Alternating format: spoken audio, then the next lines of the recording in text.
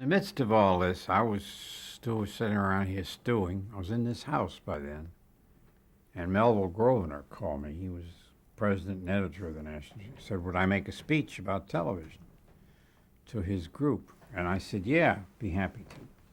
I liked all I knew his father, the one who started the National Geographic. So I went down there and I made a speech about television, which wasn't all that well received. They were word people and still picture people. They thought television was kind of mawkish, and it was quiz scandals and things like that. But Grosvenor didn't think so. He thought that Geographic could do well in television. So about a week later, he called me up and he said, "How about coming to work here and starting the television division?" And I said, "Come on, Melville, number one, you can't get a sponsor." And he said, "Oh, sure I can." I said, "Listen, do me a favor, call everybody on the board." He had U.S. Steel, a telephone company, Shell Oil, GE, Westinghouse, and ask them if they'll sponsor it. None of them would. But he convinced me to come anyway, and I was ready to move to something else. I went down there. It took me, the first one I did was called Americans on Everest. We climbed Everest. Now, National Geographic hadn't even been into television at all. No. It was just a magazine at that point. Yeah. Well, at once they went on Omnibus, and he liked it. He was on it himself, and he thought television was quite a thing.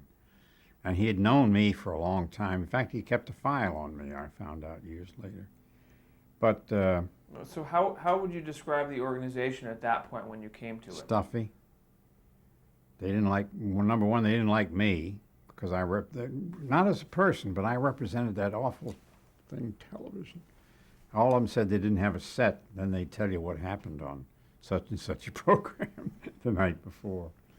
It was an intellectual thing down there. It was full of intellectual writers and photographers, and it was quite stuffy. But it was quite a list of members, though, right? Oh, boy. When I went there, they had about 5 million. When I left, they're up to 13 million. Now, partly that was due to television, partly it was due to Melville Grosvenor changing the whole atmosphere of the National Geographic, from stuffiness to stories that people liked more than. But the television helped an awful lot. It made people conscious, because from after the first 3 or 4 weeks, it got in the top 10 and stayed there for two reasons. Americans on Everest, I just prayed that those guys would get to the top of Everest, and they did.